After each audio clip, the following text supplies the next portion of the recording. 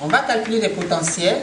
J'appelle U1, U2, U3, les potentiels qui correspondent aux usines, et puis V1, V2, V3, et puis V4, les potentiels qui correspondent aux colonnes. Et puis je vais affecter arbitrairement la valeur 0. Je vais dire le premier potentiel U1 égale à 0. Et à partir de là, je vais pouvoir calculer tous les autres potentiels. Comment est-ce que je vais le faire?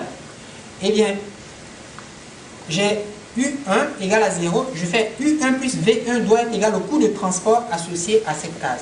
Or, le coût de transport associé à cette case, c'est 4. Donc, U1 plus V1 égale à 4. Nécessairement, V1 égale à 4. Cette case aussi comporte une valeur. Donc, U1 plus V2 égale au coût de transport à 6. Donc, nécessairement, V2 égale à 6. Je passe à cette cellule ou à cette case qui comporte une valeur. U2 que je ne connais pas plus V2 que je connais doit être égal au coût de transport ici, c'est-à-dire à 8. Donc, vous avez 6 plus quelque chose égale à 8. Nécessairement, ce quelque chose, c'est 2. Parce que 2 plus 6 égale à 8. Et puis, alors, le coût de transport associé à ça, c'est 6. J'ai U2 égale à 2. Je ne connais pas V3. Mais je sais que V3 plus U2 doit être égal au coût de transport pour ça, qui vaut combien? Qui vaut 6. Donc V3 plus 2 égale à 6. Ça veut dire que V3 égale à 4. Égale à 4. Alors, j'ai cette cellule ou cette case qui est remplie, epsilon, et il faut se souvenir que epsilon est une quantité quasi nulle, pratiquement nulle. Mais cette case est occupée, et par conséquent, pour calculer le potentiel U3, je vais dire U3 plus V3, c'est-à-dire U3 plus 4 égale au coût de transport associé à la cellule qui contient la valeur epsilon.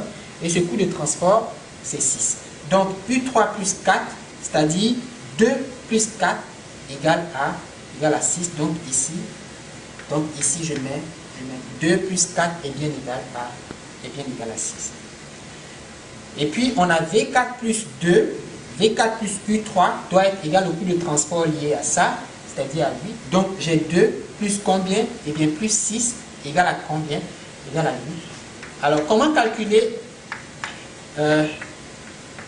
les potentiels ou les différences de potentiel entre les usines et les magasins pour les cases qui ne sont pas, remplies? C'est de cette façon qu'on va pouvoir déterminer si la solution qui a été trouvée Z égale à $980 est optimale ou bien n'est pas optimale. Donc, remplissons les cases vides. Alors, on applique une formule qui est on va appeler delta IJ la différence entre CIJ, le coût de transport associé à une case vide, moins UI plus VJ. Donc delta IJ, c'est CIJ moins UI plus VJ. Alors, essayons. Ici, le coût de transport, c'est 8. Vous voyez, ici, c'est vide. Donc ici, je ne connais pas. Ici, je ne connais pas. 8, donc 8 moins ça plus ça. Donc 8 moins 4 plus 0, ça fait 4. Donc je mets ici 4. Et puis ici, j'ai 8. Donc 8 moins 0 plus 6, ça fait 2. Ici, j'ai 6. Donc 6 moins 2 plus 2, ça fait 6 moins 6, ça fait 0. Ici, j'ai 7. Mais j'ai 7 moins 2 plus 6. 2 plus 6, ça fait 8. 7 moins 6, ça fait moins 1. Ici, j'ai 5. 5 moins 2 plus 4, ça fait moins 1. Et puis, j'ai 7 moins 2 plus 6, ça fait moins 1. Est-ce qu'on peut dire que le coût Z égale à $980, coût de transport, qui correspond à cette façon d'affecter les ressources de ces 3 usines vers ces 4 magasins, est-ce qu'on peut dire qu'il s'agit d'un optimum? Est-ce que c'est le coût minimum? Est-ce qu'on ne peut pas diminuer ce coût de transport? La réponse est oui, c'est-à-dire on peut diminuer le coût de transport. Comment est-ce qu'on le sait? On le sait à cause de la présence de potentiels négatifs. De potentiels négatifs dans le tableau. Alors j'ai une valeur négative, négative, négative. Et chacune de ces valeurs négatives dénote de quoi? Eh bien, de l'existence d'une valeur Z étoile nécessairement inférieure à 980 $. Je dirais même strictement inférieure à 980 $. Donc, il existe une valeur Z égale à Z étoile. Il y a un coût de transport qui s'appelle Z étoile qui est forcément plus petit que 980 $. Pourquoi? Parce qu'on a pu démontrer l'existence de potentiel négatif. Bon. -1, -1, -1. Et donc, qu'est-ce qu'on va faire? À partir de là, alors, je regarde les potentiels négatifs. J'ai -1, -1 et -1. Moi, j'aurais voulu avoir un potentiel qui est très petit et puis choisi parmi les plus petits le plus petit. Par exemple, si j'avais -3, j'aurais choisi la case ou la cellule qui comporte le potentiel le plus négatif. Mais puisque j'ai 3 potentiels égaux qui sont négatifs, je vais choisir un potentiel au hasard.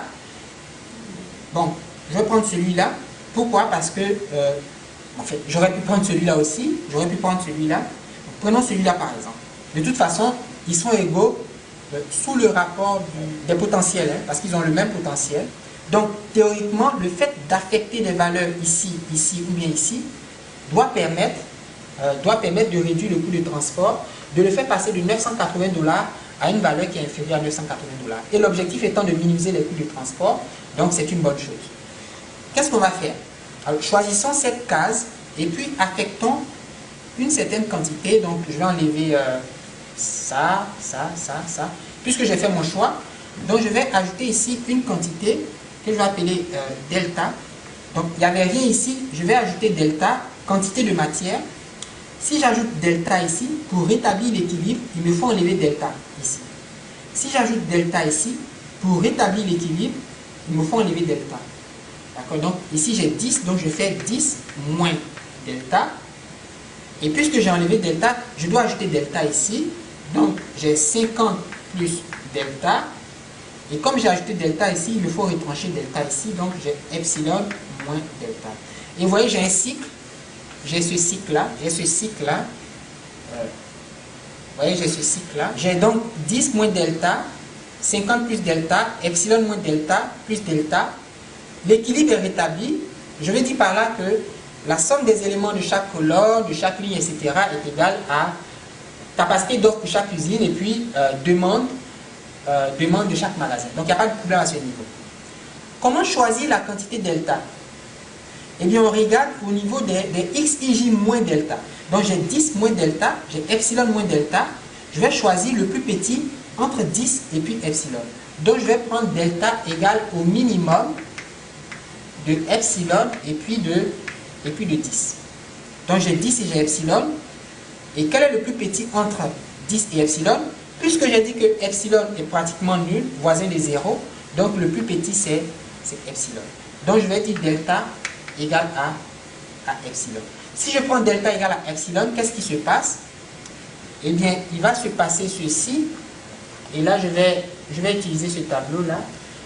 Je prends delta égale à epsilon. Donc, ici j'ai 20, 20. Ici, j'ai rien. Parce que ça, c'est un potentiel. Donc, j'enlève ça. J'ai plus besoin. J'ai 10 moins delta. Mais delta égale à epsilon. Epsilon est pratiquement égal à 0. Donc, 10 moins 0, ça fait 10. Donc, j'ai 10 ici. Ici, j'ai 50 plus delta. Delta, c'est epsilon, c'est pratiquement 0. Donc, j'ai 50. Ici, j'ai epsilon moins delta. Mais delta, c'est epsilon. Donc, j'ai epsilon moins epsilon. Donc, ça vaut 0. Et parce que ça vaut 0, je laisse une case vide. Et puis, ici, j'ai plus delta, c'est-à-dire j'ai plus epsilon. Donc, ici, j'écris epsilon. Normalement, ici, j'aurais dû mettre 0. Mais ici aussi, c'est 0. Ici, c'est 0. Donc, les cases vides, c'est des 0. Donc, je ne mets pas de 0. Donc, vous voyez qu'il y a une réaffectation. Il y a une réaffectation des valeurs. Alors, vous allez me dire que la seule chose qui a réellement changé, c'est epsilon. Parce que epsilon était ici, et puis tout d'un coup, il s'est retrouvé ici. Et ça, c'est le propre même de la dégénérescence.